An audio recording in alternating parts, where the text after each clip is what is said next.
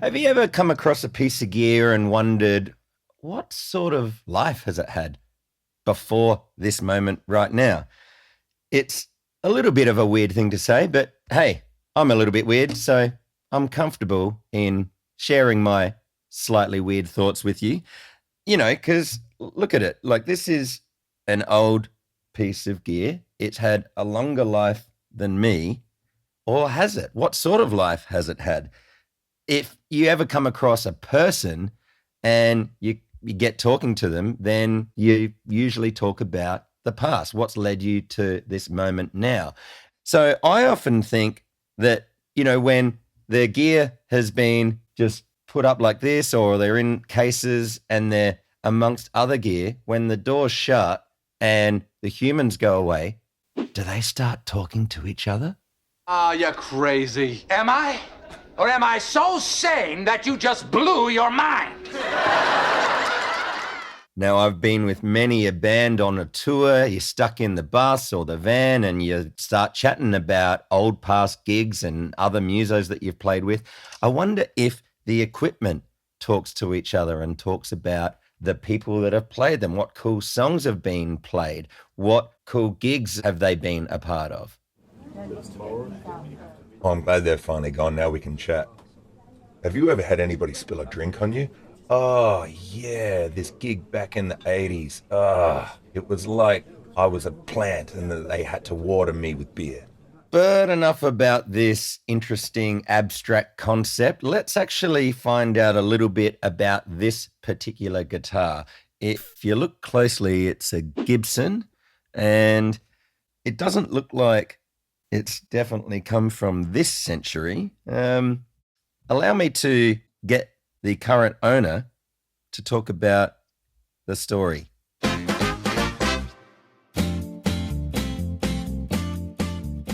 Yeah, so Jack, I'm wearing this Neo shirt because, you know, it's a reference to how we know each other. Just for the people watching, can you tell them who are you and how do we know each other and what is this?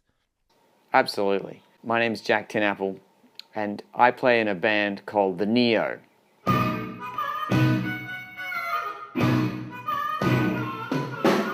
Since the beginning of the millennium, the Neo have been playing music around the country, internationally, and Crafty joined us more than 20 years ago.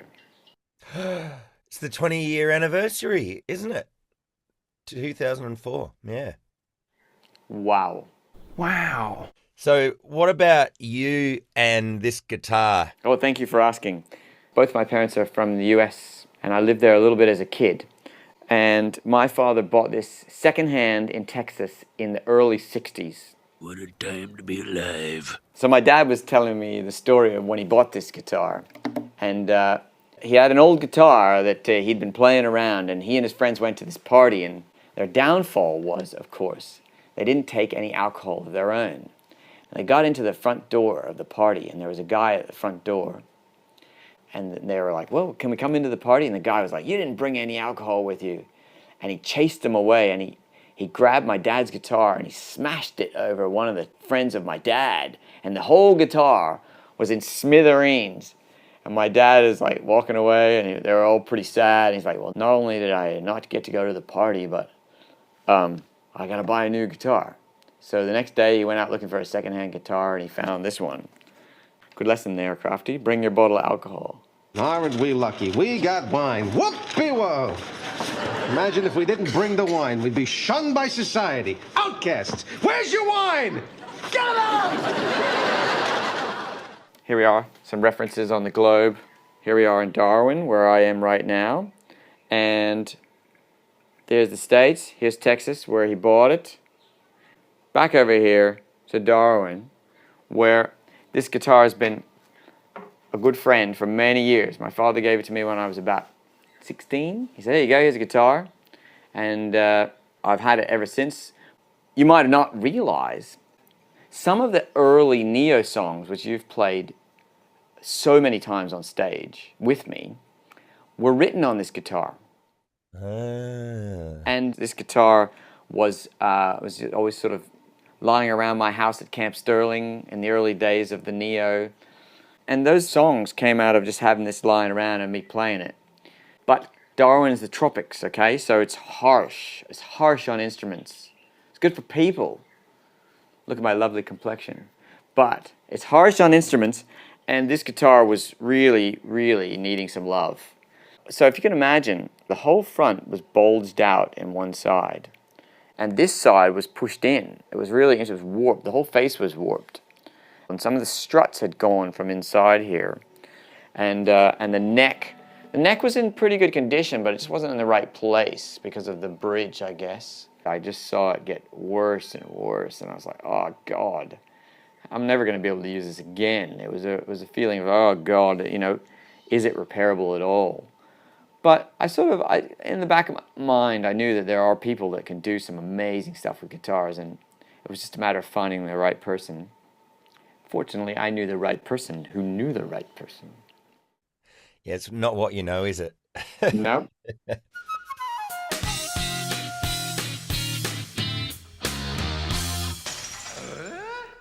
So I was visiting Jack in Darwin, and he brought out this guitar. And I said, hey, buddy, help me. Who's the right person to fix up this guitar? The only person that I could think of that could be that person was a guy called Steve Salvi, who doesn't live in Darwin. He lives in Adelaide, South Australia, which is where I am from. And he said, I know the guy. I know exactly the guy. And so I had the task of taking this with me on a plane, which, if I remember correctly, I was a little bit nervous about because, planes, luggage, stuff could go wrong. Thankfully, got it down to Adelaide and I got it into the hands of Steve Salvi, and that's where the story gets interesting. Fix it, fix it, fix it, fix it, fix it, fix it. Fix it, fix it, fix it. Thank you for letting me into your humble abode or humble workshop. I feel like that I'm one of the chosen few to be let back here. I don't know if that's true. Not at all. Everyone comes back here all the Okay, time. No, I'm kidding. Not special at all. You're welcome here anytime, mate. All right, excellent. But yeah, so we've got this wonderful thing here, which is my mate Jack Tinapple's dad's old guitar. Yep. Tell us about the story of what you had to do. Well, when it came in, it was pretty folded up. I don't know if you know that when a guitar ages, they have this sort of glacial creep where the string tension pulls on the bridge in this motion. It twists it forward. Oh yeah. And the guitars tend to collapse. And the back comes up, the neck comes up, and the top folds down. So what was it like when it was brought in? When it was brought in, it was essentially unplayable. It needed a neck reset because the neck had come so far forward that we needed to take a little bit off of here and a little bit off of here. So you're essentially wedging the heel of the neck. And then that tilts the neck back like that to give it the angle. When the neck's sitting forward like this, all of the horizons of the frets are shooting to the soundboard, so the strings are way too high. So your neck's like that, so your strings are coming down like this. So you've got to tilt it back. So even Arnold Schwarzenegger would be having a real hard time in fretting. I think he would struggle. Yeah, struggle. Yeah. Wow. So you just played that then, and I've given it a play, and it's like a different guitar. It's like not what I was given by Jack to bring to you to have a look at. No, it wasn't really functioning. It had a lot of problems. This part here, the sound hole, was actually shaped like a wave. Right. Because it had fallen in so far. And I put a little A-frame in there instead. And what that does essentially is it reinforces around the sound hole, it maintains the transverse bracing, and it maintains the character of the guitar. It doesn't turn it into an X-brace guitar, which would be more boomy and bottom-endy. Wow, that's amazing. I had no idea that just the strategic positioning of just some reinforcing on the inside would make that much of a difference. Well, it does. It's just engineering, basically. What we're trying to do is to stop it from collapsing in that direction. It's inevitable that it will eventually. It is wood. But it's nice to be able to maintain the character of the guitar without really modifying it too much. So in that regard, I did make a couple of braces for it because the other ones had failed. I made a new bridge plate for it because the other one had been chewed out over the years. And to prevent the bellying, the original tone bar was at an angle like that. So as you can imagine, that wasn't offering a lot of strength in that area. So I put a tone bar at a slightly steeper angle to hold that still. So it's a modification to a vintage instrument, but it had failed. The instrument had failed. It needed it. And I get this weird, this is how my brain works, sadly, is that I'm thinking like, do you have someone to go like, scalpel? And, and wearing all of the... If only. That would be great. It's just a matter of pulling it apart. This is how I work. I know not everyone works like this. I like to get inside, see what's going on. If something's broken, I'm going to take it out. And I'm going to try to stay true to the instrument and use the same materials, same grain orientation. And if I have to do something structural, as I've just described, I would just go ahead and do it. Because if the guitar's failed, it just needs the repair. It's as simple as that. But you want to keep it as close to original as possible as well. Yeah. So no paint was changed. It's the original Brazilian rosewood bridge. It was tempting to make another bridge, but in the end, this one worked, and everything else is original. Yeah. Fantastic. Yeah. So do you ever get a bit of the butterflies of, oh, this is so old and special, and I'm about to do something? No. I don't. I think if I did, I'd have problems. I think you've got to see your workers play. As soon as you become nervous about it, or if you become apprehensive about it, you've got to make mistakes, because that's the nature of life, isn't it? Beginner's luck and all that. Yeah. So every time I approach a guitar like this, I just look at it and I have a bit of fun with it. I think that's the only way you can really do it. If it's a $50,000 D45 or something like that, obviously you've got to take precautions and care, but at the same time, you've just got to do the job. Someone has to do it. Yeah, if it's going to be intimidating to the point where you're too afraid to do anything, then it's like, and that's you'll no second good. guess every phase, and you'll end up inevitably making bad decisions, as you would. But what's nice about these old guitars is, even though they have their own value, they're not super expensive. They're good entry-level vintage. They work perfectly in the studio. They work perfectly on stage. And you know that if you make an error, it's not the end of the world. And I think carrying that attitude in helps you to make less errors. It's kind of the same as being a muso, I guess. If you're too worried about making a musical choice, then you choke. You choke. And you know what? Mistakes are in the past anyway. They are. That's my attitude when I play. Yeah. Ow! Jeez, what was that for? It doesn't matter. It's in the past. So, can you tell us about this gem? This is a 1964? I think it was 1964 from memory. Yeah, it did take a little bit of doing. I did take some before and after shots, but if you have a look now, there's a nice natural curve in the top. Yes. Which is introduced, actually. Yeah. Because it was actually a flat top when it was made, but the introducing a slight curve gives it strength. It'll stop it from folding up. And so that's something that happens over time with the wood? Yep. All guitars belly a little bit, and over time all guitars will fold up. Wow. Yeah. And it's nice if they're made out of wood and they're made out of traditional materials, because you can pull them apart and put them back together. Some of the modern guitars that are made out of alternative materials, even though they're good guitars and they have a lot of merit, they can be more difficult to work on. We've found that with some guitars with round backs, they're difficult to reset the necks on. You can't really clamp them. There's a few things that go on with them that make them difficult. But hopefully some of the composite materials aren't going to fail as quickly. Yeah. Sweet. Well, thanks so much for your time, mate. This has been You're welcome. A very cool experience for me. I hope you've enjoyed it as well. Steve, if anybody was to think, oh, I want to come in and chat to you about guitars and things, how would they do that? Well, you could go to our website, salviguitars.com.au, or you could call us here at the shop. You just Google us.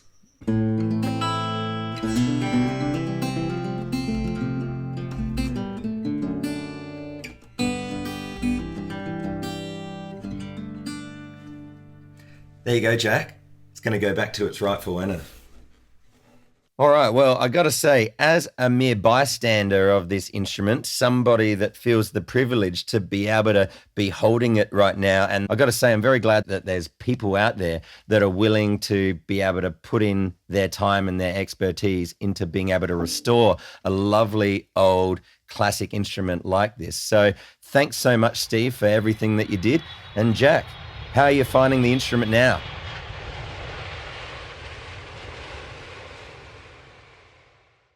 It's come back $1 million, like it's never been that I've seen it. You know, it's really in a great shape.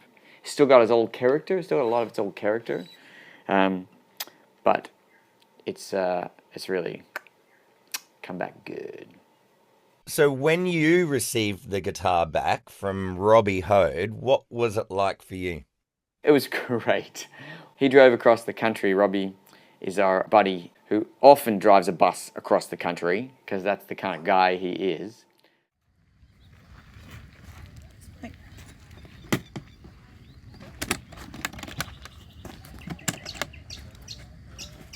Robbie! Hey!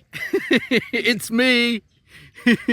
Did you leave this here? It's your dad's guitar! It's beautiful. Oh, wow. Look at that. Oh, yeah. It's definitely been done up, man. Oh, it's gorgeous, man. Oh, let me have a play here. Stunning. It's really stunning. Yeah.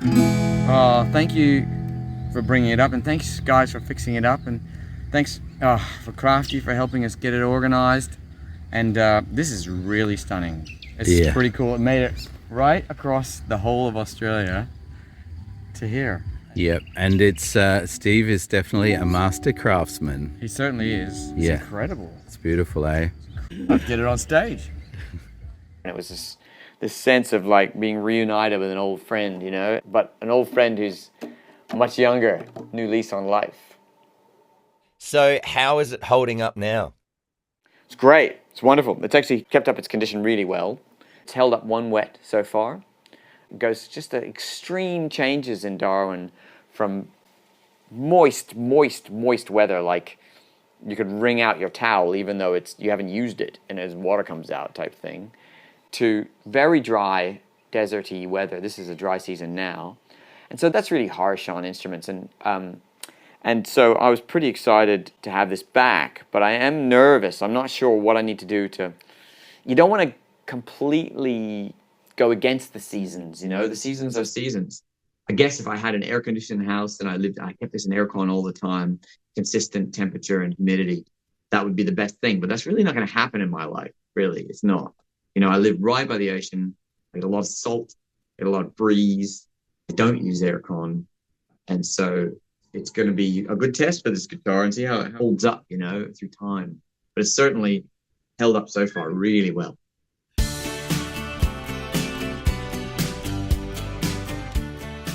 Steve, what does Jack have to do in order to be able to make sure that the guitar doesn't end up here needing to get fixed again? Well, he needs to keep it in the case, and he needs to have desiccant in the case, which is this stuff, and this is actually a kitty litter made out of silica, and it's super absorbent, and it's going to be a little bit of trial and error, but keep the case dry and use the case as a humidor like you would with cigars.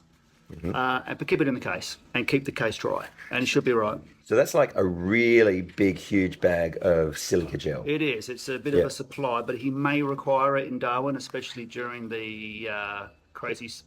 The wet. The wet. Yeah. All right. You got that, Jack? Keep it dry. Dry, Mr. Quack. Dry, drier, driest. Unwet. All right. Interesting story, hey? I wonder if that guitar will be chatting with a bunch of the other instruments that it gets to hang out with. Maybe. Who knows? So, look, I got to thank very much Jack Tinapple and Steve Salvi for being a part of this video. I found it very enjoyable to put together. I hope you enjoyed it as well. Let me know in the comments below. Did you learn something? Did you find it fascinating? Do you have any pieces of equipment that might be chatting when the doors are shut and all the humans are away? So If this is your first time to the Crafty Music Tips YouTube channel, it's called that for a reason. There's a bunch of other different music-related videos that will hopefully be of use to you.